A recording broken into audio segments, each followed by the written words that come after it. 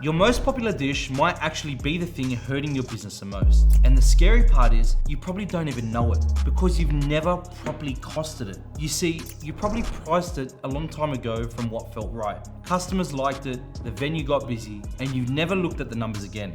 Meanwhile, ingredient costs have jumped 15 to 20% since you last set your menu prices. Your packaging went up, and chances are, your prices, well, they haven't kept up. So in this video, I'm going to show you how to build your first recipe card and uncover exactly which dishes are bleeding you dry. By the end of this, you'll know the true cost of every plate you serve and exactly what to do about it. Now, I've sat across from hundreds of operators over the last decade and asked them all the same question. Do you have recipe cards for your menu? The answer is almost always no. Sometimes it's sort of, sometimes it's we used to, but it's hardly ever yes. And these aren't failing businesses. Some of them are turning over $50,000 a week. They're just running on instinct instead of data and making decisions based on emotions rather than fact. That's fine until your ingredient costs more, your margins collapse, and you can't figure out why. Here's what changed in 2025 and 2026. Avocados, proteins, dairy, packaging, everything is more expensive. We're talking about 15 to 20% across the board on key ingredients globally.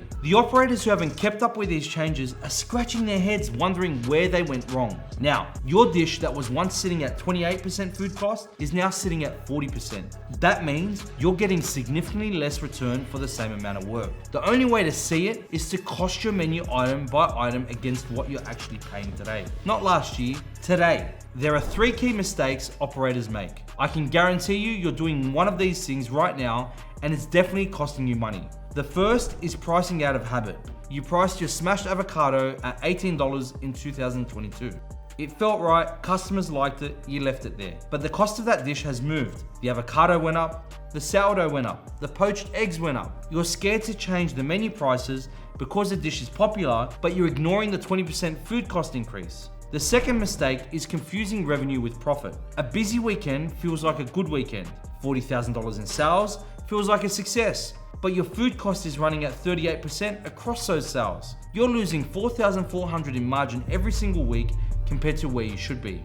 Revenue doesn't show you that, a recipe card does. The third mistake is using complexity as an excuse. Our menu is too big. Fine.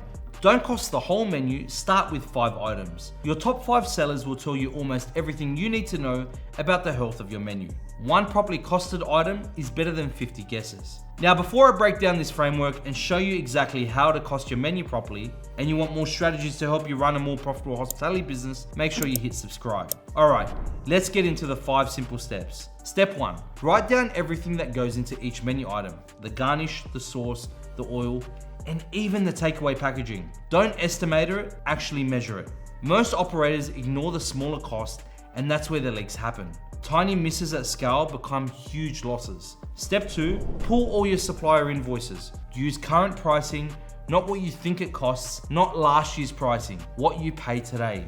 Then convert it into a cost per gram, per milliliter, per unit, whatever matches the quality you're using. Step 3, calculate the cost per serve. Multiply the quantity by the unit cost, add everything together, that gives you your raw cost per plate. Then, divide that by your sell price. That gives you your food cost percentage. As a general benchmark, 25 to 30% is healthy.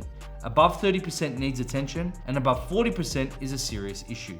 If you're doing this exercise in real time, you might start to notice some hard truths. Step 4, pull the levers. If an item is too high, you've only got 3 options. Number 1, raise prices. Number 2, reduce the portion. Or number 3, adjust the ingredients. That's it. Pick one, do it this week. Most operators freeze because they think customers notice every little change. And that's when emotional decision making comes into play. Step number 5, review your menu quarterly.